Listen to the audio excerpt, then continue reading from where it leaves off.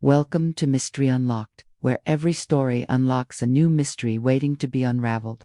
Grab your favorite cup of coffee, settle in, and prepare to dive into a world full of twists, turns, and unexpected secrets. Stay curious and share the thrill with fellow mystery lovers. Let the adventure begin. Chapter 1. The Curious Funeral. Funeral of Margaret Peggy Winshaw should have been a solemn affair. Yet a ripple of unease ran through the mourners. It was not grief that hung in the air, but uncertainty. The ceremony had barely concluded when Beatrice Holloway leaned in toward MissMarple, her voice lowered but insistent. "I tell you, Jane, I saw her," Beatrice whispered, gloved hands tightening around the hymn book. "Yesterday, in the village." MissMarple, seated primly at the pew's end, did not immediately reply. Instead, her sharp blue eyes flickered toward the closed casket at the front of the church. "Peggy," she said at last, her voice mild. "Yes, Peggy," Beatrice hissed, glancing around as if afraid someone might overhear. Clear as day. She was wearing that dreadful mauve hat of hers, the one with the little veil. MissMarple gave a thoughtful nod but said nothing further. She had long ago learned that silence often encouraged people to reveal more than they intended. At the front of the church, Reverend Tolliver cleared his throat and began the closing prayer. His hands trembled slightly as he gripped the lectern, though whether from age or unease, MissMarple could not yet tell. She made a mental note of it. Across the aisle, Leonard Winshaw stood stiffly, arms folded, his expression unreadable. As the only living relative of the deceased, one might have expected him to show at least some emotion, but he merely stared at the coffin with the air of a man impatient for a matter to be settled. Thought as the congregation rose for the recessional hymn. Murmurs rippled through the crowd. MissMarple caught snippets of hushed conversations. "Died in her sleep, they say. Didn't even look ill the last time I saw her. Well, she was a wealthy woman, wasn't she?"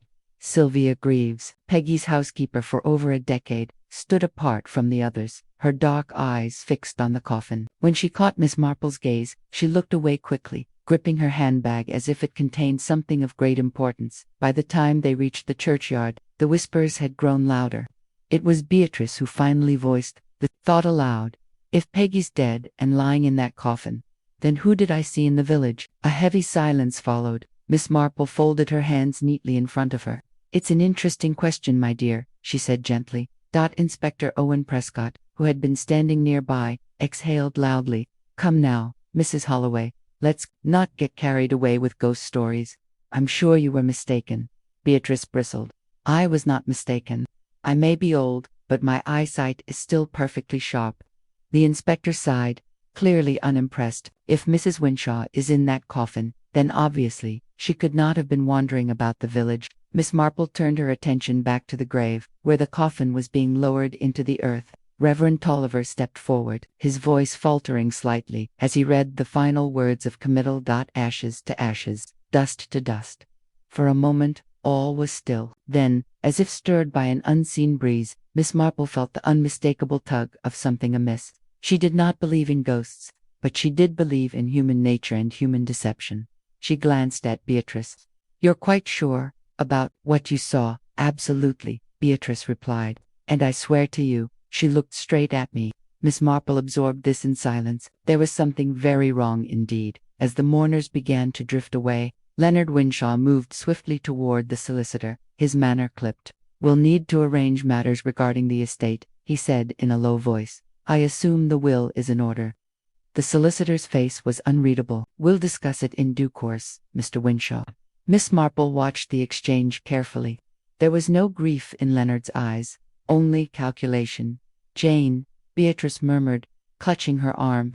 "I know what I saw." MissMarple pat her hand reassuringly, though her thoughts were already elsewhere. If Beatrice was telling the truth, then someone had gone to great lengths to make it seem as though Margaret Winshaw was dead before she actually was. The coffin was sealed. Before the funeral, that meant no one, not even her own nephew, had seen Peggy's body. Miss Marple's lips pursed ever so slightly. Something wasn't right. And if there was one thing she had learned over the years, it was that when something wasn't right, it was usually because someone had made it that way. She turned one last time toward the fresh grave, watching as the earth swallowed its secrets, for now. Chapter 2. A Ghost in the Village. The whispers did not fade after the funeral. If anything, they grew louder. Miss Marple had barely returned home for a quiet cup of tea when Beatrice Holloway appeared at her cottage, looking even more flustered than she had at the churchyard. "Jane," she said, without preamble, removing her hat with unsteady fingers, "I cannot rest until I make sense of this." Miss Marple, who had been knitting a rather delicate lace pattern, laid her needles aside. "You are still quite certain about what you saw?" Beatrice sat heavily on the chintz-covered chair. "I tell you, she was alive. It was yesterday morning before the funeral. I was at the grocer's picking up a few things. She walked past me, plain as day, wearing that same hat of hers. She shuddered, and now she's in the ground. It's unnatural." Miss Marple reached for the teapot. "Superstitious talk never helped solve a mystery, my dear." Beatrice's lips pressed into a thin line. "You don't believe me?" Miss Marple stirred her tea thoughtfully. "Oh, on the contrary, I believe that you believe what you saw. Which means, logically, either it was a trick of the light, a remarkable coincidence, or something altogether more curious." Beatrice leaned in, whispering, "If Peggy wasn't in that coffin, Jane, then where was she?" Miss Marple did not answer at once. Instead, she reached for a biscuit, as if pondering the question required sustenance. "That," she said finally, "is what we must determine." The following morning, Miss Marple took a deliberate walk through the village, making a point to stop at the small grocer's where Beatrice had seen Peggy. The shopkeeper, a stout woman with a keen eye for gossip, was more than happy to chat. "Well, Mrs. Marple, I did hear Mrs. Holloway talking about it," she said, setting down a crate of eggs. "Mind you, I didn't see Mrs. Winshaw myself, but I did hear someone else say they'd spotted her." Miss Marple's eyes twinkled. "Oh, and who might that be?" "Tommy Gregson, the butcher's boy." It took little effort to find young Tommy, a boy of about 14 with an apron smeared from the morning's work. When questioned, he rubbed the back of his neck, clearly embarrassed. I suppose I did see someone like Mrs. Winshaw," he admitted, shifting on his feet. "Didn't think much of it at the time, though." She walked past the shop in a hurry, same as always. Miss Marple's curiosity sharpened. "Was she carrying anything, dear?" He frowned. "A parcel, I think. Just a small one." She nodded, approvingly. "And did she see you?" He hesitated, then nodded. She did. Looked straight at me. She did. But she didn't say anything. Just hurried along." Miss Marple thanked the boy and walked away, her thoughts turning over in her mind. Peggy Winshaw had not been a woman to rush anywhere, and if she had been alive and in the village, why had she not spoken to anyone? A dismissive Inspector B. The afternoon, the rumors had spread to the ears of Inspector Owen Prescott, who, in Miss Marple's estimation, was already quite weary of the subject. "Madame," he said, exhaling as he stood before the post office, "I really must insist that this nonsense stop. The woman was buried yesterday. I saw the death certificate myself." Miss Marple smiled pleasantly. "I do not dispute that, but it does not explain why two people, both of sound mind, claimed to have seen her after she supposedly died." Inspector Prescott sighed. "Coincidence, mistaken identity. People's minds play tricks on them, you know." Miss Marple merely inclined her head. "Perhaps. Besides," Prescott went on, "if she was walking about, then where is she now?" "That, Inspector," she said primly, "is precisely what I intend to find out." An uneasy housekeeper. Miss Marple's next visit was to Sylvia Greaves, Peggy's former housekeeper. The woman had kept to herself since the funeral, and there was something decidedly uneasy in her manner when she answered the door. "Oh," she said upon seeing Miss Marple, "it's you." Miss Marple ignored the lack of warmth. "Yes, my dear, I thought I might stop by. Funerals, I find, can leave so many little matters unresolved." Sylvia hesitated, then stepped aside to let her in. The house was unnaturally quiet. The absence of its mistress was keenly felt. "I'm afraid I can't be much help," Sylvia said, wringing her hands. "I only worked here until a week before she passed." Miss Marple, ever observant, took note of the slight hesitation. "You were dismissed, were you not?" she asked gently. Sylvia looked away. She said she didn't need me anymore. But after all those years of service, Sylvia's hands clenched. "I don't wish to talk about it." Miss Marple let the silence stretch between them. Eventually, Sylvia broke it. She wasn't herself, she muttered. Something had changed. She was distracted, kept speaking in half sentences, kept mentioning arrangements. Miss Marple's ears pricked up. Arrangements. Sylvia's mouth tightened. "I don't know what she meant." Miss Marple took a delicate sip of her tea. Did she happen to mention a will? Sylvia flinched before Miss Marple could press further. A loud knock interrupted them. It was Leonard Winshaw, standing at the door with an impatient scowl. He barely acknowledged Miss Marple before turning to Sylvia. "I need to speak with you," he said, his tone curt. Sylvia stiffened. "About what?" "The estate. The will." His expression darkened. "We need to get things sorted." Miss Marple observed the exchange closely. Sylvia's lips trembled, as if she wished to say something but thought better of it. Leonard's gaze flickered to Miss Marple. "You always do enjoy poking about, don't you?" She smiled sweetly. "Oh, it is a rather bad habit of mine, I'm afraid." Leonard exhaled sharply and turned back to Sylvia. "You will talk to me before the day is over." With that, he strode out, leaving Sylvia looking pale and shaken. Miss Marple finished her tea and rose. "I do think, my dear, that I shall return again soon. There is rather a great deal left to unravel." Sylvia's expression was unreadable, but she gave a small, stiff nod. As Miss Marple stepped outside, she glanced up at the grey sky. The wind carried the lingering whispers of the village dead woman seen alive. An uneasy housekeeper, a nephew eager for an inheritance. Yes, there was much yet to uncover, and Miss Marple intended to uncover it all. Before we continue, we'd love to know where you're watching us from. Drop your city and country in the comments. Below Chapter 3A letter. Never send. Miss Marple had always believed that when faced with a puzzle, the best place to start was the beginning, and in this case, the beginning was Margaret Peggy Winshaw herself, or rather, the peculiar chain of events that led to her funeral. The morning air was crisp as Miss Marple stepped out of her cottage and made her way toward Winshaw House. Though not particularly grand, the house had an air of dignity, standing slightly apart from the village, as if it preferred solitude, much like its late mistress. She found Leonard Winshaw pacing outside, puffing impatiently on a cigarette. Upon seeing her, he exhaled sharply, clearly not pleased by the visit. "You again," he muttered, tossing the cigarette to the ground and crushing it underfoot. "What do you want?" Miss Marple smiled pleasantly. "Oh, my dear, just a few simple questions.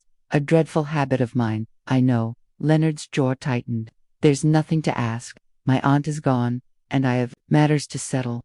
Miss Marple's hands folded neatly in front of her. "Indeed, such as the will." His eyes flickered ever so slightly. "That's a private matter." "Of course," Miss Marple agreed, "but it must be so bothersome that she dismissed her housekeeper just before her passing, and that she made all these, how did Sylvia put it?" "Ah, yes, arrangements." Leonard's fingers twitched. "Sylvia Greaves talks too much. On the contrary, I find she has spoken very little, and yet she seems terribly afraid of something." A muscle in Leonard's jaw twitched, but he said nothing. Miss Marple gave a gentle sigh. "It must be so difficult for you, losing your only living relative." Leonard scoffed. "Let's not pretend my aunt and I were close, Mrs. Marple. No," she said softly. "Let's not." She gave him a polite nod and continued toward the house. Leonard watched her for a moment before striding off, leaving Miss Marple with the distinct impression that he was a man in a hurry, perhaps to claim something he was not quite certain was his. The discoverer Sylvia Greaves answered the door, her usual anxious expression firmly in place. "I wasn't expecting you again," she admitted. Miss Marple smiled. "I do find that death leaves many little details unresolved. May I come in?" Sylvia hesitated, then stepped aside. The air inside the house was heavy with dust and disuse. It was as though the house itself had been left to decay now that its mistress was gone. Miss Marple's sharp eyes took in the small details: a tea set untouched on a side table, a chair slightly pulled away from its place, the faint indentation on the carpet where Peggy's writing desk had once stood. "She used to sit there," Sylvia murmured, following her gaze, "every afternoon, writing letters." Miss Marple's fingers brushed lightly against the surface of the desk. "And yet," she said thoughtfully, "I don't recall hearing of any letters arriving." Sylvia hesitated, then blurted, "She never sent them." Miss Marple turned to her, intrigued. Sylvia bit her lip, then, as if making a decision, reached into a drawer and pulled out a small stack of unsent letters tied together with a fraying ribbon. "She wrote them, but she always kept them. I don't know why." Miss Marple took the bundle delicately. The topmost letter was addressed in Peggy's familiar handwriting, to Mr. Edmund Beckett, solicitor. She carefully unfolded it and read, "Mr. Beckett, I must see you immediately. Matters have taken an alarming turn, and I do not know whom to trust. Please, come at once. Margaret Winshaw's letter was dated 2 days before Peggy's death. Miss Marple's sharp mind word. If Peggy had been so desperate to see her solicitor, why had the letter never been sent? Was there a reason you kept these? She asked gently. Sylvia shifted uncomfortably. She told me she'd post them herself, but she never did. And when she died, I didn't know what to do with them. Miss Marple gave her a reassuring nod. You did the right thing in keeping them. But her mind was already moving ahead. If Peggy had been alarmed enough to seek legal counsel, then something had frightened her, and that something was almost certainly tied to her supposed death. A reluctant solicitor. Next morning, Miss Marple called upon Mr. Edmund Beckett, the solicitor who had handled Peggy's affairs. He was a man of medium height, with thinning hair and a perpetually nervous expression, as if forever worried he had misplaced an important document. That when Miss Marple presented the letter, he paled. Oh dear, dear, he muttered, adjusting his glasses. You did not receive this? Miss Marple asked. No, he admitted, dabbing at his brow with a handkerchief. Had I done so, I most certainly would have responded immediately. Miss Marple studied him. Did she contact you in any other way before her death? Mr. Beckett shifted uncomfortably. Well, there was a telephone call. Brief. She asked me about the process of changing a will. Miss Marple's expression did not change, but inside, she was deeply intrigued. And did she change it? The solicitor hesitated. No, he said finally. At least, not officially. The document on file remains unchanged. Her nephew, Leonard, inherits everything. Miss Marple nodded, but a thought nestled itself firmly in her mind. Peggy had wanted to change her will, but she had died before she could do so. Or had she? A second sighed as Miss Marple walked back through the village. She stopped by the grocer's once more, hoping to confirm the timing of Peggy's supposed sighting. To her surprise, a new voice joined the conversation. Mildred Coombs, the postmistress. I saw her too, Mildred said, lowering her voice. The day before the funeral, she passed by the post office. Looked rather worried. Miss Marple's heart quickened. If Peggy had been alive after her official death, then something had been terribly wrong. She thanked Mildred and walked away, thoughts swirling. Peggy had wanted to change her will. She had been frightened. She had written a letter begging for help but never sent it. And now, 2 people swore they had seen her alive after she had supposedly died. Miss Marple's lips pursed in thought that the answer was there, somewhere in the quiet whispers of the village, and she would find it. Chapter 4. The Vanishing Corpse. Marple awoke early the next morning, her mind filled with unsettling thoughts. The inconsistencies in Peggy Winshaw's death gnawed at her. If the woman had been seen alive after her supposed demise, then there was only one rational conclusion. Either she had not died when everyone believed she had, or someone had gone to great lengths to deceive the village. One could not simply ignore such matters. And so, with quiet determination, Miss Marple made her way to the small cottage of Dr. Harold Weatherby, the local physician who had signed Peggy Winshaw's death certificate. A doctor's doctor. Weatherby was a fussy man in his 60s, perpetually preoccupied with the state of his medical instruments. He looked slightly taken aback when Miss Marple arrived unannounced, but soon waved her inside. To what do I owe the pleasure? Mrs. Marple, he asked, wiping his spectacles with a crisp handkerchief. Miss Marple wasted no time. Doctor, I should like to discuss Margaret Winshaw's death. Dr. Weatherby frowned slightly. Yes, a dreadful business. Heart failure. Most unfortunate. The woman was past 60 though, and not in the best of health. Miss Marple's sharp eyes observed the slight twitch in his fingers as he folded his glasses. You sound uncertain. He hesitated, then sighed. If I am to be honest, I did not conduct a thorough post-mortem. There was no reason to suspect foul play. And yet, Miss Marple said gently, the village whispers of a dead woman walking. Dr. Weatherby scoffed. Superstition. People see what they wish to see. Perhaps. But let us consider another possibility, she said, her tone light yet deliberate. What if Mrs. Winshaw wasn't dead when you examined her? The doctor's face paled. Impossible. Miss Marple smiled kindly. Is it? Dr. Weatherby shifted uncomfortably.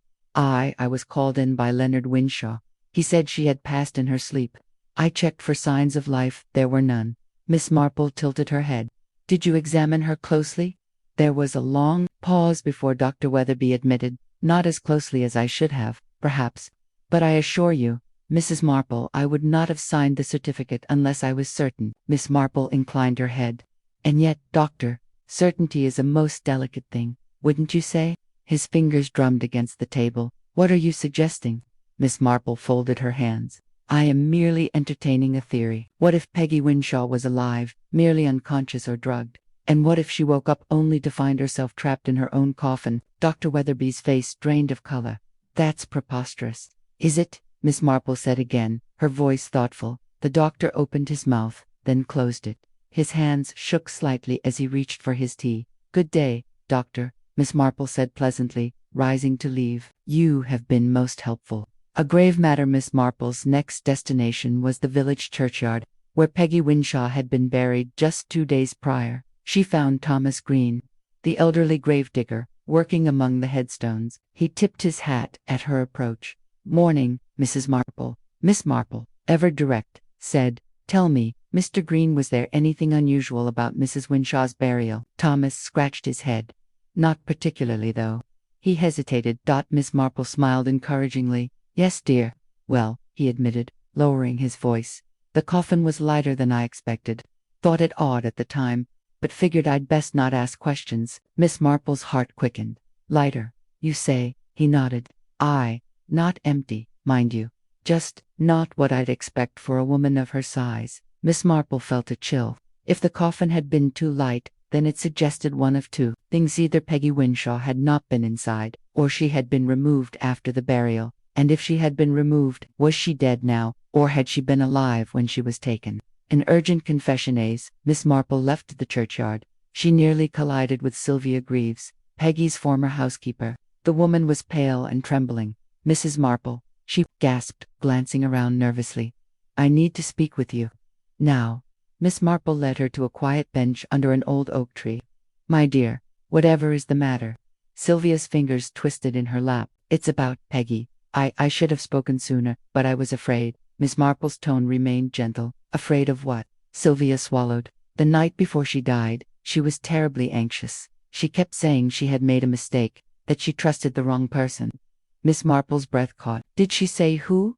Sylvia shook her head. No, but she was writing something. A note, I think. When I asked about it, she grew agitated and told me to leave a note. Miss Marple pressed. Sylvia nodded. Yes. And the next morning, she was dead. Miss Marple felt the weight of those words. Peggy Winshaw had known something, had been afraid of someone. And now, her body, what was supposed to be her body, was missing. A dark revelation. Miss Marple spent the afternoon considering her next move. Everything pointed to the same conclusion. Peggy Winshaw's death had not happened as it seemed. She decided to take a stroll past Winshaw House, hoping for inspiration. As she neared the property, she noticed something peculiar. Leonard Winshaw's car was parked haphazardly outside, the driver's door slightly ajar. The house itself was silent, but as Miss Marple approached, she heard a sound of faint, rhythmic tapping. She followed the sound, leading her to the side of the house, near the old servants' entrance. The tapping grew louder, and then silence. Miss Marple's heart pounded. She knocked briskly. Mr. Winshaw. No answer. She tried the door. It was unlocked. Slowly, carefully, she stepped inside. The house was dimly lit, the air thick with stillness. Then, just as she was about to call out again, she saw a small, crumpled piece of paper lying just inside the threshold. With a gloved hand, Miss Marple picked it up and unfolded it. The ink was smudged, but the message was clear. Help me, I'm not dead. Miss Marple's breath hitched. Peggy Winshaw had tried to escape, but had she succeeded? Chapter 5. A body in the darkness. Marple stood in the dimly lit hallway of Winshaw House, the crumpled note trembling slightly in her gloved hand. Help me, I'm not dead. The words sent a chill down her spine. Peggy Winshaw had written this there, was no doubt. But when? Before her supposed death?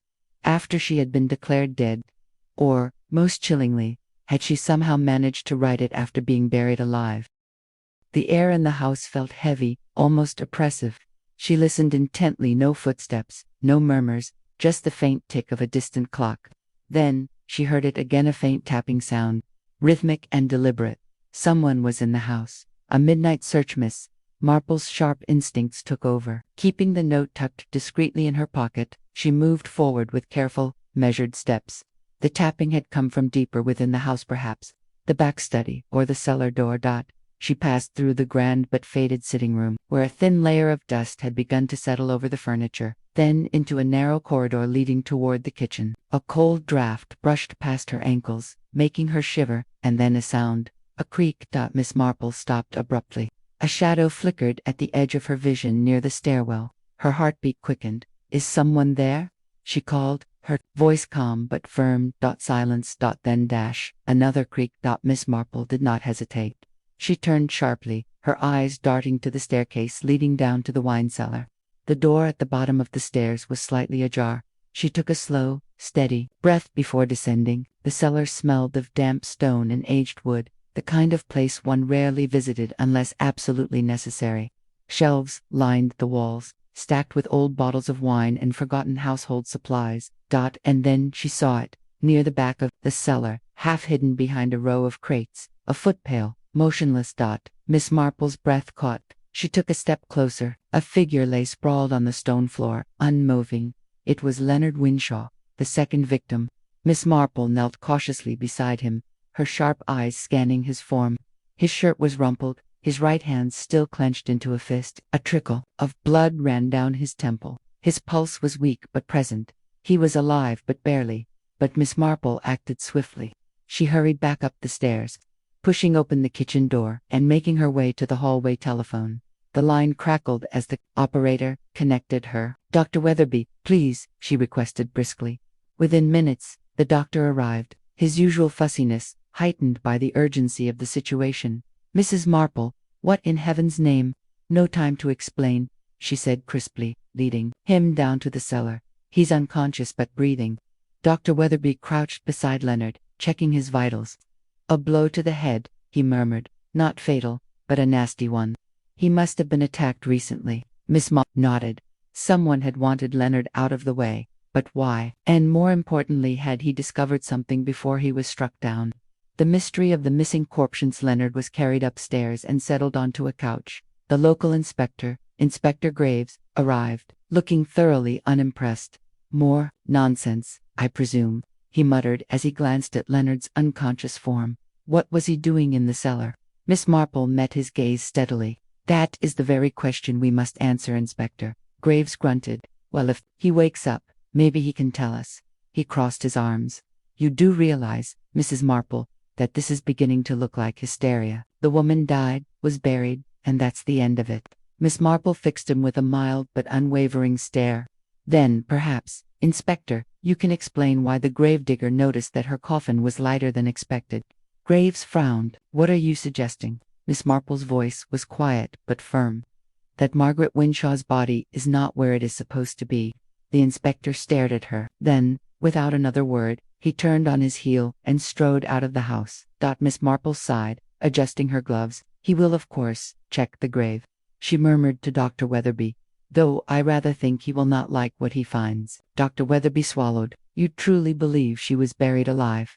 Miss Marple's expression was unreadable. "Or perhaps not buried at all. An empty grave be nightfall." Half the village had heard the news. Margaret Winshaw's grave had been exhumed and it was empty. The coffin lay open, pristine and undisturbed, save for one chilling detail. The shroud that had been meant to cover her body was still inside, neatly folded. Miss Marple observed the scene with calm detachment. As Inspector Graves stood in stunned silence, the villagers whispered among themselves, their eyes darting between the open coffin and the darkened churchyard.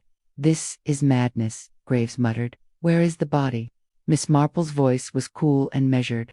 "That, Inspector, is the question we must now answer. A ghost among them." As the graveyard cleared, Miss Marple lingered, deep in thought. If Peggy's body had never been in the coffin, then she must have been taken before the funeral. But why, and by whom? A voice interrupted her thoughts. "I saw her." Miss Marple turned sharply. Mildred Coombs, the postmistress, stood nearby, wringing her hands. "Saw whom, dear?" Mildred swallowed hard. "Peggy Winshaw, last night, near the old well." Miss Marple's pulse quickened. Mildred's face was pale. I thought I was imagining things. She looked so strange, dressed in dark clothes, her hair loose, but it was her." Miss Marple's thoughts raced. If Peggy was truly alive, What was she doing lurking near the well in the dead of night? Or worse, had someone been keeping her there? A final revelation. Pieces were beginning to fit together. Peggy Winshaw had been frightened before her death. She had tried to change her will but had not succeeded. She had written a plea for help. The coffin was empty, and now she had been seen. Again. Miss Marple's lips pressed together in determination. If Peggy Winshaw was still out there, she would find her, and she would find the person who had wanted her silenced. Chapter 6.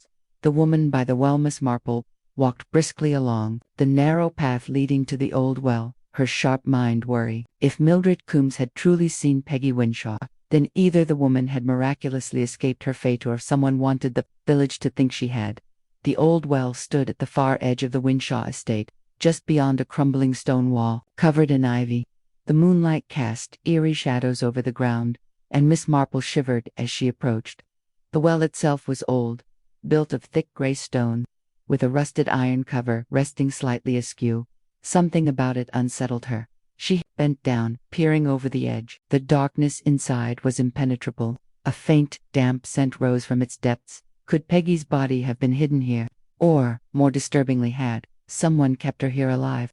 An unseen watcher. As Miss Marple straightened, she had the distinct impression that she was not alone. She turned her head ever so slightly. The bushes nearby rustled, too deliberate to be the wind. "Good evening," she said calmly. Silence. Then, ever so slowly, a figure emerged from the shadows. "Sylvia Greaves." Miss Marple observed her carefully. The woman's hair was disheveled, her hands clutching at the fabric of her coat. "Mrs. Marple," Sylvia whispered, glancing around as if afraid of being overheard. I didn't mean to startle you." Miss Marple smiled gently. "Of course, my dear, but I rather suspect you have something on your mind." Sylvia hesitated.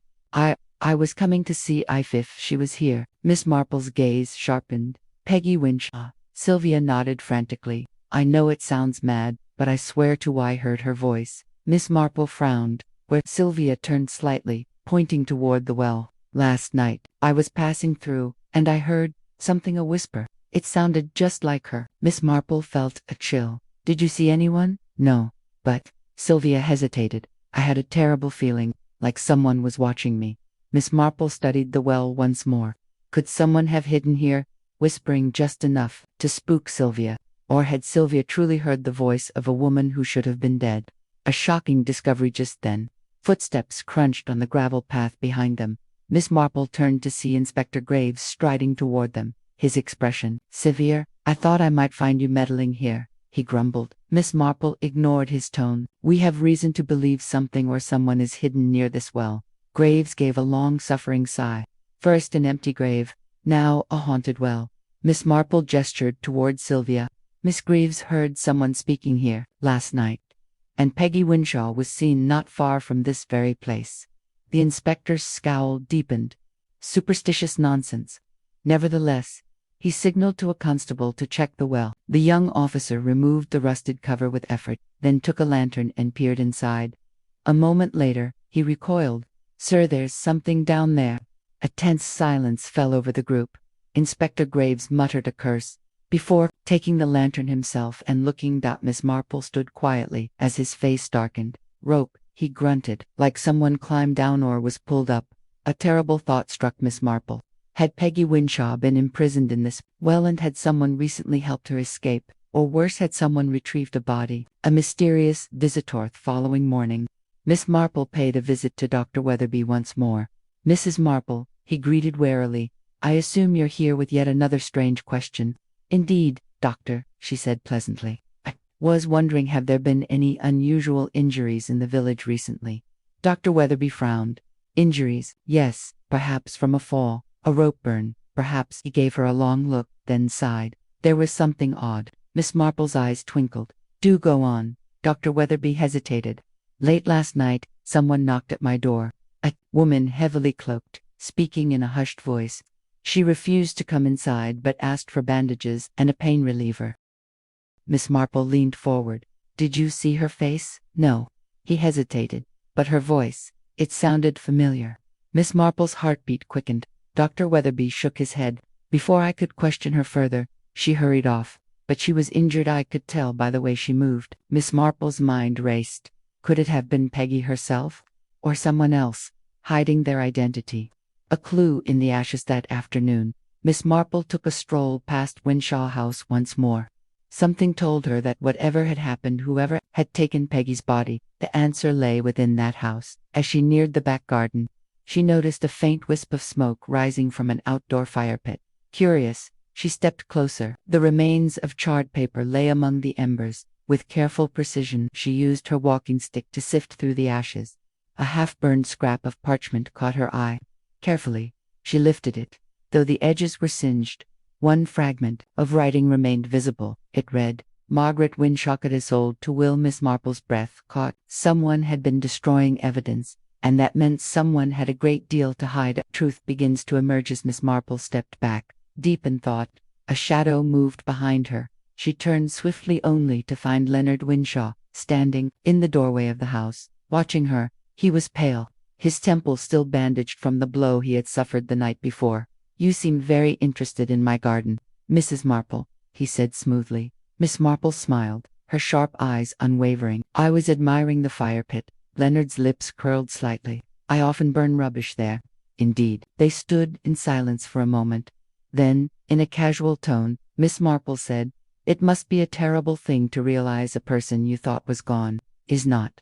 Leonard's expression barely flickered, but his fingers curled ever so slightly. At his side, Miss Marple had her answer. He knew. Chapter 7. The Vanishing Woman. Miss Marple returned to her cottage, her thoughts sharper than ever. If Peggy Winshaw had not been in her coffin, if she had truly been seen near the well, and if someone had been burning a document that mentioned her will, then this was no ordinary case of mistaken identity or hysteria.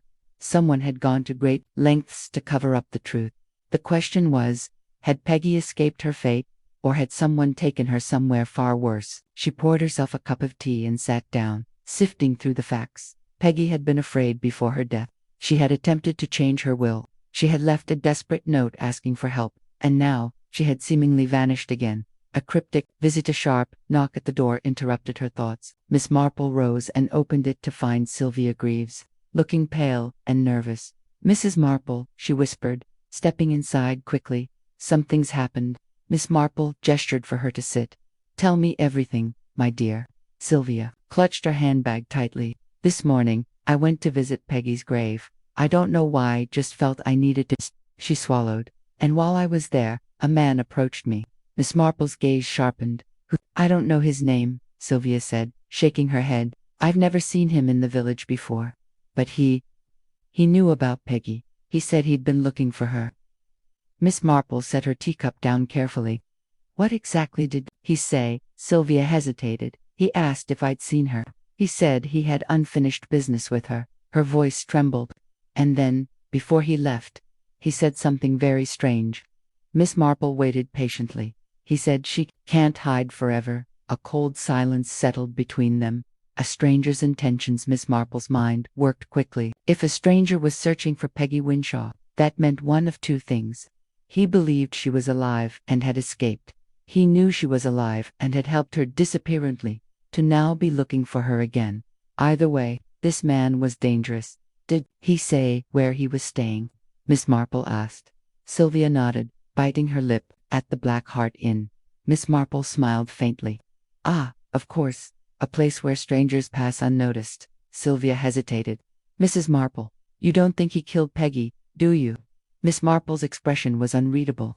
"That, my dear, is precisely what I intend to find out." The Black Hart Inn. That afternoon, Miss Marple made her way to the Black Hart Inn, quiet, weathered establishment on the outskirts of the village. It was the kind of place where no one asked questions, where travelers could come and go with little notice. She entered the dimly lit pub section, where a handful of locals nursed their pints. A surly-looking man behind the bar glanced up as she approached. "Afternoon, Mrs. Good afternoon," Miss Marple said pleasantly. "Was wondering if you might help me." The man gave her a wary look. "Depends. I believe a gentleman arrived recently, tall, dark-haired, asking after a woman named Peggy Winshaw." The barman frowned. I know. Keeps to himself. Doesn't say much. Paid for a week in advance." Miss Marple nodded. "Has he'd been out much?" The barman scratched his chin. "Comes and goes, mostly at odd hours. Bit secretive, if you ask me." Miss Marple leaned in slightly. Did he say why he was looking for her? The barman shrugged. No, but when he first got here, he asked where she lived. When I told him she was dead, he didn't seem surprised. Just muttered something about finding her anyway. Miss Marple's mind raced. If this man had come knowing Peggy was supposed to be dead, then what was he truly looking for? A shocking encounter just as she was preparing to leave. The door of the inn swung open, and Leonard Winshaw strode in. Miss Marple turned slightly, watching him closely as he approached the bar. "Brandy," Leonard ordered briskly. His hands were tense, his posture rigid. Miss Marple quietly took a seat at a nearby table, sipping her tea and pretending to be absorbed in her knitting. She could hear every word. The barman placed a glass in front of Leonard. "Not like you to drink in the middle of the day." Leonard scowled. "I'm in no mood for questions." He took a slow sip before lowering his voice. "Did the stranger come back?" Miss Marple's fingers stilled slightly on her knitting. The barman nodded. "Aye, he was asking after Peggy again." Leonard's expression darkened. "Did he say anything else?" The barman hesitated, then muttered, "Said he's got business with her, and that he'll find her dead or alive." Leonard's grip tightened on his glass. He must be stopped. Miss Marple's eyes flickered with interest. Leonard Winshaw was frightened. But of what, or whom? A deadly realization that evening. Miss Marple sat by her window, deep in thought. The stranger at the Black Heart, in whoever he was, had a vested interest in Peggy Winshaw, but Leonard's reaction was just as telling. He wasn't merely annoyed by the man's presence, he was terrified, which meant Miss Marple's eyes widened. Leonard knew exactly why Peggy had vanished, and more importantly, he knew something about her fate that he didn't want anyone else to discover. A midnight messagist as she was reaching for her teapot. A soft tap sounded at her window. Miss Marple turned sharply. Outside, in the darkness, stood a cloaked figure. She rose swiftly and opened the door. A woman stepped into the dim light of the cottage. Her hood fell back, revealing a pale, haunted face. Miss Marple let out a quiet breath. It was Peggy Winshaw. Chapter 8. The truth at last. Miss Marple stood aside, allowing Peggy Winshaw to slip into the warmth of her cottage. The woman hesitated in the doorway, her eyes darting around as though expecting someone to leap from the shadows. "My dear," Miss Marple said kindly, "you are quite safe here." Peggy took a slow, shuddering breath before stepping inside. Her cloak was damp, and beneath it, Miss Marple could see a torn sleeve and bruises along her wrist. The woman had been through an ordeal.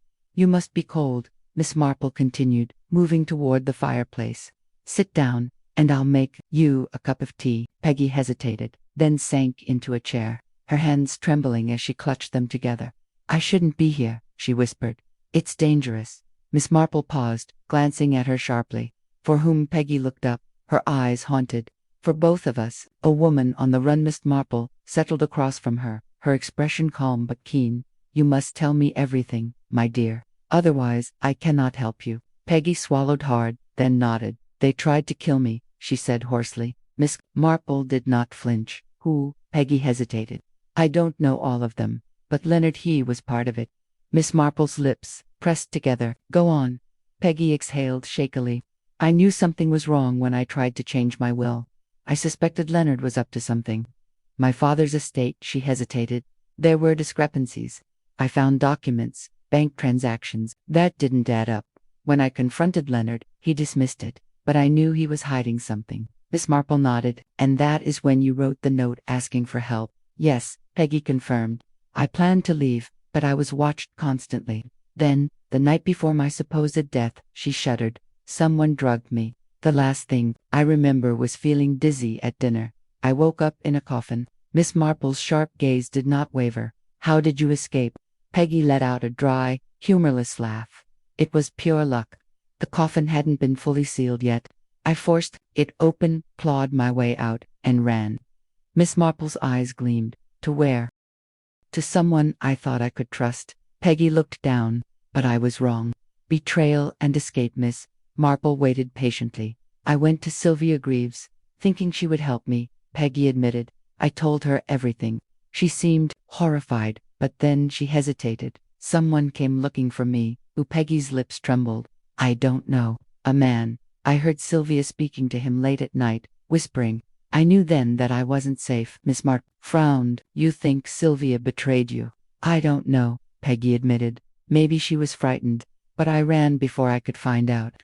I've been hiding ever since. Miss Marple tapped her fingers lightly against her chair. And this man was he, the one now staying at the Black Hart Inn? Peggy paled. Yes, I saw him earlier, watching the house. Miss Marple nodded slowly. This stranger was no mere traveler. He was hunting Peggy. But why? A motive revealed. Miss Marple leaned forward slightly. Peggy, tell me, what exactly did you find in those financial records? Peggy swallowed. Leonard had been siphoning money. Large sums, transferred to accounts, under different names. I traced one to a man I didn't recognize. Miss Marple's voice was soft but firm. What was his name? Peggy hesitated. James Hadley. Miss Marple's breath caught ever so slightly. James Hadley. A man with a history of fraud. A man who had disappeared years ago after a well-known banking scandal. If Leonard was involved with him, then this mystery went far beyond simple greed. Miss Marple smiled gently. You have been very brave, my dear. But I believe it is time we stop hiding. We must confront this together. Peggy's fingers curled into fists. Confront Leonard. He'll kill me. Miss Marple's eyes twinkled. Not if we set the perfect trap. A dangerous plan. Miss Marple rose, moving to her writing desk. She retrieved a fresh sheet of paper and began writing quickly. What are you doing? Peggy asked. Miss Marple smiled, sending an invitation. To whom? To Leonard Winshaw. Peggy gasped. You're bringing him here? Miss Marple nodded. Yes, but don't worry, my dear. By the end of the evening, we shall have all our answers. Peggy stared at her, uncertain. And if he tries to harm us? Miss Marple's eyes twinkled. Then, my dear, we shall have the inspector waiting just outside, an unexpected visitor an hour later. Miss Marple's plan was in motion. The invitation had been sent, and Peggy remained hidden in the next room. A soft knock came at the door. Miss Marple straightened her cardigan and moved to open it, but it was not Leonard Winshaw who stood outside. It was the stranger from the Black Hart Inn. Miss Marple kept her expression serene. Good evening. The man studied her with cold eyes. You sent a message to Leonard Winshaw. Miss Marple smiled. Why, yes. Do you have an interest in Leonard, Mr. Hadley? A flicker of surprise crossed his face. You know who I am. Miss Marple's smile never faltered. I make it a point to know everything. Hadley stepped forward slightly. Where is Peggy? Miss Marple tilted her head. You seem very eager to find her. Hadley's jaw tightened. She has something that belongs to me. Miss Marple's heart quickened. Ah, you mean the financial documents? Hadley's lips pressed into a thin line. Where is she? Miss Marple's voice remained light. Oh, she's safe. But I imagine Leonard will not be quite as fortunate when the truth comes to light. Hadley's eyes darkened. You shouldn't interfere. Miss Marple smiled sweetly. Oh, but I always do. At that moment, a shadow loomed behind Hadley. A firm hand gripped his shoulder. Hadley stiffened. Mr. Hadley, came Inspector Graves' stern voice. I believe we have some questions for you. Hadley's face twisted in rage. You meddling old Miss Marple merely adjusted her cardigan. I do so love when villains underestimate me. Chapter 9, A Trap for Leonard. Miss Marple watched from her window as Inspector Graves and his men escorted James Hadley away from the Black Hart Inn. The man's protests had grown weaker by the minute, and as she suspected, his arrogance had quickly crumbled in the face of law enforcement. But this was only the beginning. Leonard Winshaw was still at large. Peggy remained hidden in the back room of Miss Marple's cottage, her nerves raw. The fire flickered in the hearth, casting restless shadows along the walls. The woman looked paler than before, but there was something different in her eyes, now a flicker of resolve. You're sure he'll come? Peggy asked, gripping the arms of the chair. Miss Marple gave a small, knowing smile. A man like Leonard doesn't run from trouble. He walks straight into it, convinced he can outsmart everyone. An unexpected letter's invitation Miss Marple had sent had been simple, but effective. Leonard, I know everything. If you wish to speak before the police do, meet me at my cottage this evening. She had signed it with just her initials. Men like Leonard Winshaw thrived on control, and the idea that someone might be ahead of him would be too much to resist. And so, as the evening stretched into night, Miss Marple sat in her chair, waiting. It was not long before a sharp knock came at the door. Peggy flinched. Miss Marple placed a reassuring hand over hers before rising. Stay here, my dear. She moved to the door, took a steadying breath, and opened it. Leonard Winshaw stood on her threshold. The face of deception aimed was impeccably dressed, as always, but there was a tightness around his mouth, a tension in his shoulders that betrayed his composure. His sharp eyes flicked over her, assessing double quotes, Mrs. Marple. He said smoothly, I received your rather intriguing note. Miss Marple smiled. Do come in, Mr. Winshaw. He hesitated, then stepped inside. The fire crackled warmly in the background, but it did little to ease the chill in the air between them. You claimed to know everything, Leonard said, slipping his gloves off. Perhaps you should elaborate. Miss Marple tilted her head slightly. I rather think you should, Mr. Winshaw. After all, it's not every day a man arranges his own sister's murder, only to find she refuses to stay dead. Leonard's fingers tightened around his gloves. I'm afraid I don't know what you're talking about. Miss Marple sighed lightly. Oh, Mr. Winshaw, must we play this game? Peggy was never in that coffin. You had every reason to want her dead, but you made a mistake. Several, actually. Leonard chuckled softly. And what mistakes might those be? Miss Marple's eyes twinkled. For one, you underestimated how difficult it is to murder someone properly. Leonard's smile did not reach his eyes. A bold accusation. Miss Marple ignored him. Your second mistake was assuming that Peggy didn't keep copies of the financial records she found. A woman in fear for her life does not carry just one piece of evidence. Leonard's expression flickered, just for a moment. Ah. There it was. Miss Marple continued, her voice gentle but firm. Your third mistake was trusting the wrong people. James Hadley, for example. He was arrested not an hour ago. He was quite forthcoming when the inspector asked him about certain bank transactions. Leonard's jaw tightened. Hadley is a liar. Miss Marple folded her hands. Yes, but he's a very useful liar when he's desperate. He claims you hired him to help siphon money from the estate. When Peggy found out, you realized she needed to be removed before she could expose you. Leonard's voice was dangerously low. You have no proof. Miss Marple smiled sweetly. Oh, but I do. And so does Inspector Graves. For the first time, a flicker of real unease crossed Leonard's face. He opened his mouth to respond. Then came the final blow. You might as well ask Peggy herself, Miss Marple said lightly. She's just in the next room. The moment of truth color drained from Leonard's face. His mask of charm and arrogance shattered. That's impossible, he breathed. Miss Marple rose, moving to the small door at the back of the cottage. She opened it gently. Peggy Winshaw stepped forward. Leonard took a step back, his breath coming fast. For the first time, the perfectly poised Leonard Winshaw looked truly afraid. He whispered. You're dead. Peggy lifted her chin. Clearly not. Leonard's eyes darted toward the door. Miss Marple saw the calculation in them. He was considering running, but it was too late. The moment he turned toward the exit, the door burst open. Inspector Graves stood there, flanked by two constables. Going somewhere, Mr. Winshaw? The inspector asked coolly. Leonard's shoulders tensed. This is absurd. Inspector Graves stepped forward. James Hadley has already confessed to everything. We have enough to charge you for fraud, attempted murder, and conspiracy. Leonard's fists clenched. You can't prove I tried to kill her.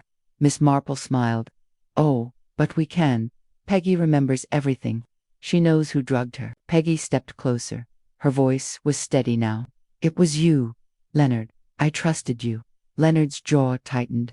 But there was no escape now. Inspector Graves gestured to the constables. Take him. Leonard Winshaw was silent as they placed him in handcuffs. He looked once at Peggy, then at Miss Marple. You've ruined everything, he hissed. Miss Marple adjusted her cardigan. No, Mr. Winshaw, I believe you did that all by yourself. Justice at last. As the door closed behind Leonard, Peggy let out a shaky breath, pressing a hand to her chest. It's over, she whispered. Miss Marple patted her arm gently. Yes, my dear, it is. Peggy turned to her, eyes glistening. I don't know how to thank you. Miss Marple smiled warmly. Nonsense. A good mystery is simply meant to be solved. Inspector Graves snorted. You always make it look easy. Miss Marple chuckled. Well, it does help to pay attention. And of course, a good cup of tea never hurts. Peggy smiled for the first time in days. Outside, the village remained quiet. The world went on, unaware of the dark secrets that had just been uncovered. Miss Marple settled into her chair. The mystery was solved, justice had been served, and yet, she had a feeling there would always be another puzzle waiting to be unlocked. Chapter 10. A lingering shadow. Miss Marple sat in her armchair, staring at the slip of paper in her hands. This is far from over. The ink was bold and precise, written in a steady, deliberate hand. Whoever had sent it had meant every word. Outside, the quiet hum of St. Mary Mead carried on as though nothing had happened. The village was settling for the night, unaware that a fresh layer of mystery had just been laid at Miss Marple's feet. Peggy Winshaw, seated across from her, shifted uncomfortably. "What does it mean?" Miss Marple pursed her lips. "It means, my dear, that someone out there isn't quite finished with this matter." Inspector Graves, who had lingered behind after Leonard's arrest, reached for the note. He studied it, then exhaled sharply. It could be a bluff, a final desperate act from someone connected to Winshaw's schemes. Miss Marple shook her head. "No, Inspector. Bluffing is an art of misdirection. This, however, is a promise." A name from the past. Graves frowned. "James Hadley and Leonard Winshaw are in custody. If anyone else was involved, Hadley would have mentioned them." Miss Marple's knitting needles clicked thoughtfully. "Would he?" Graves sighed, rubbing his temples. "What are you suggesting, Mrs. Marple?" She glanced at Peggy, then back at the inspector. "James Hadley worked with Leonard Winshaw to embezzle money, but Hadley was never the mastermind. He's a conman, yes, but he's not clever enough to orchestrate something of this scale." Peggy inhaled sharply. "Then, someone else is behind this." Miss Marple gave a small nod. "Exactly. And I rather suspect that person has just made themselves known." Graves scowled. "We've already checked the financial records. Every stolen sum led back to either Winshaw or Hadley." Miss Marple smiled gently. "Ah, but that's exactly why we must look at the records again. A truly careful criminal never allows their name to appear at all." Graves folded his arms. "And how do you propose we do that?" Miss Marple's eyes twinkled. "Oh, I believe the answer may lie in Peggy's late father's personal letters." Revisiting the past an hour later, Miss Marple and Peggy sat before a stack of old correspondence in the sitting room of the Winshaw estate. The dim light of the oil lamp flickered as Peggy sorted through her father's letters, her hands trembling slightly. "I never thought I'd have to look at these again," she murmured. Miss Marple patted her arm. "It's often in the past that we find the answers to our present dilemmas." For a long moment, silence reigned. Then Peggy inhaled sharply. "Here, look at this." She handed Miss Marple an envelope, yellowed with age.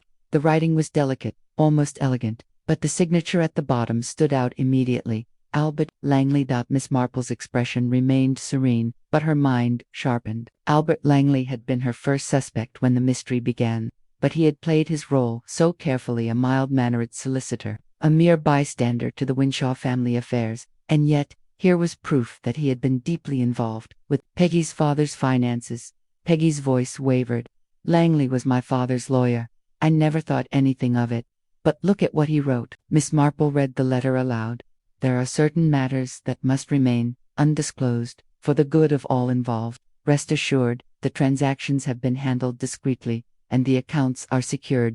Leonard does not need to be burdened with such details at this stage." Miss Marple exhaled softly. "How very interesting." Peggy paled. Langley was protecting Leonard, even before this mess began. The final connection. Inspector Graves arrived soon after, his expression dark when he saw the letter. "Langley, you say?" Miss Marple nodded. "Yes, he was always so very helpful, wasn't he? Guiding you in just the right direction, but never too far." Graves clenched his jaw. "We never questioned him properly." Miss Marple smiled thinly. "No, because he never gave you a reason to." Graves straightened. "That's about to change." A visit to Mr. Langley's group arrived at Albert Langley's office just as the clock struck 10. The solicitor, a man in his late 60s with thinning gray hair, looked up in mild surprise as they entered. "Inspector," he greeted, setting aside a stack of documents. "To what do I owe the pleasure?" Graves crossed his arms. "We need to talk, Mr. Langley." Langley's eyes flickered briefly toward Miss Marple. She caught the slight tension in his posture. "Of course. How can I assist you?" Miss Marple smiled pleasantly. "Oh, I do hope you might clarify something for us." She placed the old letter on his desk. Langley's face remained impassive. "This is an old correspondence." "Yes," Miss Marple agreed. "One that suggests you had knowledge of Leonard's fraud well before anyone else. In fact, it suggests you helped arrange it." Langley's fingers curled slightly against the desk. "A bold accusation, Mrs. Marple." Miss Marple's smile never faltered. "Not an accusation, Dear sir, a fact. Inspector Graves stepped forward. We have reason to believe you were complicit in the financial crimes orchestrated by Leonard Winshaw and James Hadley. Langley sighed, removing his glasses. I should have known a woman like you wouldn't let sleeping dogs lie. Miss Marple tilted her head. So, you admit it. Langley leaned back. You have no proof. Miss Marple's eyes twinkled. Oh, but I do. You see, Mr. Langley, while you were careful to ensure your name was absent from the transactions, you overlooked something. Langley's face darkened. And what is that? Miss Marple folded her hands. You signed off on every legal document that allowed Leonard to access the accounts. Langley's lips parted slightly. That doesn't mean I was involved in fraud. Miss Marple's voice was soft but firm. No, but it does mean you were aware. And failure to report a crime is, legally speaking, quite damning. Inspector Graves took a step forward. I'll need you to come with us, Mr. Langley. For a moment, Langley said nothing. Then, he sighed heavily. I should have known Leonard would make a mess of things. Miss Marple's knitting needles clicked softly.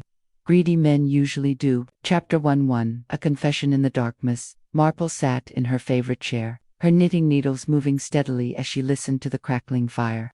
The events of the past few days had unfolded like a well-stitched pattern. Leonard Winshaw arrested, James Hadley confessing, and now Albert Langley taken into custody. And yet, something still nagged at her. Langley's final words had not been a denial. I should have known Leonard would make a mess of things. It wasn't the remark of an innocent man caught in a scheme. It was the statement of someone who had allowed things to happen but had never planned for it all to spiral out of control. Miss Marple frowned slightly. If Langley had been careful, then who had sent the note? This is far from over. A question remained: was Langley truly the last piece of the puzzle? A midnight visitor's wind howled outside Miss Marple's cottage. St. Mary Mead had settled into its usual evening quiet, but Miss Marple was still awake then. A sound, a soft rustling at her doorstep. She remained still, only her sharp blue eyes flickering toward the door. Slowly, she set aside her knitting and rose to her feet. Another rustle. This time, a faint knock. Miss Marple took a steadying breath before unlatching the door. Peggy Winshaw stood in the dim lamplight, her shawl wrapped tightly around her shoulders. Her face was pale, her hands trembling. Miss Marple's expression softened. My dear, whatever is the matter? Peggy swallowed hard. May I come in? Miss Marple stepped aside. Of course. The weight of a secret Peggy paced the small room, wringing her hands. Miss Marple watched patiently, knowing the young woman was gathering the courage to speak. Finally, Peggy stopped and turned to face her. There's something I didn't tell you, she whispered. Miss Marple tilted her head. Go on. Peggy took a deep breath. The night before my supposed funeral, I saw someone. Miss Marple's fingers tightened slightly on the arm of her chair. Who? Peggy swallowed. Vera Stratton. A hidden player. Miss Marple's mind whirred. Vera Stratton had been a mere background figure in the investigation. A distant family friend, offering condolences but never seeming to hold any real role in the crime. She had been neither a suspect nor a red herring. She had been invisible. And that, Miss Marple realized, was precisely why she should have been paying more attention. When did you see her? Miss Marple asked gently. Peggy exhaled. The night before my funeral. I wasn't dead, obviously, just heavily drugged. But for a moment, I was aware. And I remember Vera standing over me. Miss Marple's brows knitted together. And you didn't think to mention this before? Peggy's voice shook. Because I didn't understand. I thought it was a dream. I thought I was hallucinating. She hugged herself. But now, after everything that's happened, I'm certain Vera was there. Miss Marple nodded slowly. And that, my dear, means she knew you weren't truly dead. The last puzzle piece. Inspector Graves arrived at Miss Marple's cottage within the hour, grumbling about the late-night disturbance. But when he heard Peggy's revelation, his demeanor sharpened immediately. Stratton, he repeated. That woman has barely been involved in this case. Miss Marple smiled knowingly. That, Inspector, is precisely why she should have been. Graves ran a hand down his face. Do you think she was working with Langley? Miss Marple shook her head. No. Langley was involved in the financial fraud. Yes. But this, she gestured toward Peggy. This was personal. Graves frowned. Personal? How? Miss Marple gave a small sigh. I rather think it's time we pay Mrs. Stratton a visit. A late-night encounter at Stratton residence was a modest, yet well-kept house on the quieter side of the village. Miss Marple, Peggy, and Inspector Graves arrived just past midnight. The house was dark, save for a single candle flickering in an upstairs window. Graves knocked firmly. Mrs. Stratton, open up. A long pause. Then, the door creaked open. Vera Stratton stood there in her dressing gown, her silvering hair slightly disheveled. She blinked at them, her face unreadable. "Inspector," she murmured, "what is the meaning of this?" Miss Marple studied her carefully. "We'd like to ask you a few questions, Mrs. Stratton. May we come in?" For a moment, Vera didn't move. Then, with a resigned sigh, she stepped aside. The truth at last. Vera sat stiffly in an armchair, hands folded tightly in her lap. The flickering candlelight cast deep shadows across her lined face. "I don't know what this is about," she said, voice measured. Miss Marple smiled kindly. "Oh, I think you do, Mrs. Stratton. We know you were at the Winshaw estate the night before Peggy's funeral." Vera's fingers twitched. "That's absurd." Peggy's voice was quiet but firm. "I saw you." For a long moment, Vera was silent. Then, she exhaled, her body deflating slightly. "You don't understand," she whispered. Miss Marple leaned forward. "Then, help us too." Vera closed her eyes. "I never meant for her to die. I only wanted Leonard to suffer." Peggy stiffened. "What?" Vera's voice trembled. "Leonard ruined my daughter." Miss Marple's mind pieced it together. "Your daughter, Alice Stratton." Vera nodded, tears brimming in her eyes. "Alice was young, foolish. She fell for Leonard's charm. He promised to marry her, and then her breath hitched. He abandoned her. Humiliated, ruined, she took her own life." Peggy's hands clenched. "And you blamed me." Vera shook her head. "No, child. I never wanted you dead. I wanted Leonard to feel what it was like to lose someone he loved. I only meant to make him believe you were gone." Miss Marple's voice was gentle. "But it didn't go as planned, did it?" Vera let out a choked sob.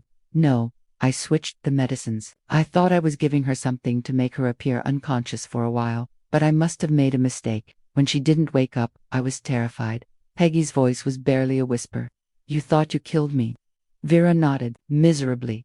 "I had no choice but to let the plan continue. I thought if I kept quiet, no one would suspect anything. And then, when you did wake up, I realized I had made the most awful mistake of my life." Inspector Graves's face was unreadable. "Mrs. Stratton, do you understand that this is a criminal confession?" Vera looked up at him, her eyes hollow. "I don't care anymore." Miss Marple placed a hand over Vera's. "You let grief cloud your judgment, my dear, but revenge is a dangerous thing." Tears spilled down Vera's face. "I know." Chapter 12. The final thread. Streets of St. Mary Mead were unusually quiet that morning, as though the village itself was holding its breath. Miss Marple sat at her kitchen table, the remnants of breakfast pushed aside, deep in thought. The case had come together: Leonard Winshaw's fraud, James Hadley's involvement, Albert Langley's silent complicity, and Vera Stratton's tragic revenge. And yet, something still didn't sit right. Something small, something subtle, and then, like a thread pulling loose in an otherwise perfect tapestry, Miss Marple saw it. She knew what had been bothering her all along. An unfinished story. A firm knock at the door pulled her from her thoughts. Inspector Graves stood outside, looking weary but relieved. "Morning, Mrs. Marple," she smiled. "You've come to tell me the case is closed, I presume." Graves exhaled. "Well," Stratton confessed, "Winshaw's fraud is accounted for, and Hadley won't be seeing daylight for a long time. I'd say we've done rather well." Miss Marple nodded. "Yes, and yet, something is missing." Graves frowned. "What do you mean?" Miss Marple gestured for him to sit. "Let's think through this logically, shall we?" Graves folded his arms. "Go on." Miss Marple laced her fingers together. "We know Vera Stratton orchestrated the appearance of Peggy's death as an act of revenge, but she claimed she had never intended to harm her." Graves nodded. "Right." Miss Marple's voice sharpened. "Then answer me this. Inspector, who drugged Peggy in the first place?" Graves blinked. "Stratton said she did." Miss Marple sighed. "Yes, but she also claimed it was a mistake, that she only wanted to render Peggy unconscious, temporarily." She fixed Graves with a keen gaze. "If she had simply given Peggy a harmless sedative, then why did everyone, the doctor, the household, even Peggy herself, believe she was dead?" Graves straightened in his seat. You think someone else interfered? Miss Marple gave a small nod. Yes, and that means, my dear Inspector, that we are not quite finished after all. Revisiting the funeral an hour later, Miss Marple and Graves arrived at the small rectory where Reverend Henshaw, the vicar of St. Mary Mead, was preparing for his morning duties. The vicar, a kind-faced man with thinning hair, greeted them warmly. Mrs. Marple, Inspector, how may I be of service? Miss Marple smiled. I wanted to ask about Peggy Winshaw's funeral. Henshaw's expression darkened slightly. A most distressing affair, yes. Miss Marple tapped a finger on the edge of her handbag. Tell me, vicar, who prepared Peggy's body for burial? Henshaw frowned. Why, the local physician confirmed her passing, of course, but the undertaker was in charge of arrangements. Miss Marple's voice was gentle but firm.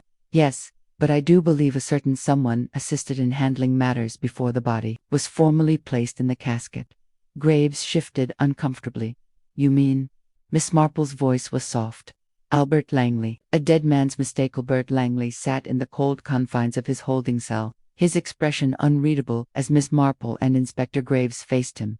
You're back, he murmured. Miss Marple inclined her head. Yes, Mr. Langley, because there's something you haven't told us. Langley gave a tired chuckle. Haven't I confessed enough crimes already? Miss Marple's expression remained gentle. You played a role in the financial fraud, yes, and you certainly helped cover for Leonard's misdeeds. She paused. But I think you were involved in something far more serious. Langley's eyes flickered. Go on. Miss Marple leaned forward slightly. You handled Peggy Winshaw's body before the funeral. Graves interjected. The vicar confirmed you had access to her, even before the doctor declared her deceased. Langley's lips parted slightly, but he remained silent. Miss Marple's voice lowered. Vera Stratton never meant to kill Peggy, but someone did, and I rather think it was you. Langley's fingers twitched. You saw the opportunity, didn't you? Miss Marple continued. Stratton had already drugged the girl, believing she was only making her appear dead, but you saw a chance to make that illusion a reality. Langley's throat bobbed. Why on earth would I want Peggy dead? Miss Marple smiled sadly. Because you were afraid, Mr. Langley, afraid that once Peggy inherited her father's estate, she would look too closely at the finances. Langley exhaled, his shoulders slumping. And I suppose you have proof. Miss Marple's voice remained soft. Not direct proof, no, but enough to know that your hands were never clean in this affair. The final admission. Langley's silence stretched on for a long moment. Then, finally, he let out a breath. You're right, he murmured. Graves straightened. You admit to it. Langley gave a small, hollow smile. Oh, don't look so surprised, Inspector. I've been caught, haven't I? He shook his head. I thought I had been so careful. Vera Stratton's ridiculous scheme gave me the perfect opportunity. When she drugged the girl, I simply made sure she wouldn't wake up. Graves's face hardened. But she did. Langley chuckled darkly. Yes, a miscalculation on my part. He looked at Miss Marple. You really are quite something, aren't you? Miss Marple smiled. I've simply lived long enough to recognize the signs of a guilty conscience. Graves gestured for the guards to take Langley away. This time, you won't be getting away with it. Langley didn't resist. I suppose not. A case classid as they stepped out of the station. The morning sun cast a golden glow over the quiet village. Peggy Winshaw stood waiting, her hands clasped tightly. Miss Marple walked over to her, placing a reassuring hand on her arm. It's done, my dear. Peggy exhaled deeply. I still can't believe it. Graves folded his arms. Langley nearly got away with it. If it hadn't been for you, Miss Marple chuckled lightly. Oh, I think we were all quite determined to see justice served. Peggy hesitated. And Vera? Miss Marple's expression softened. She will answer for what she did, yes, but grief makes people do terrible things. Peggy nodded solemnly, and Langley. Graves's voice was firm. He'll never hurt anyone again. The last word, that evening, Miss Marple sat once more in her cozy chair, her knitting needles clicking rhythmically. She had seen many mysteries in her time, but this one had been particularly intricate. It had been a case of false deaths, hidden motives, and crimes long buried in secrecy. Yet, in the end, the truth had prevailed. With a small, satisfied sigh, Miss Marple reached for her teacup. Outside, the village of St. Mary Mead carried on, as it always had, quite peaceful, and full of secrets waiting to be discovered. The end. Thank you for tuning in to Mystery Unlocked. If you enjoyed the intrigue, suspense, and the thrill of the chase, don't forget to subscribe and hit the bell icon. Stay updated on more captivating detective adventures that will keep you at the edge of your seat. Your support makes it possible to continue bringing these stories to life. Keep the mysteries alive. Until next time.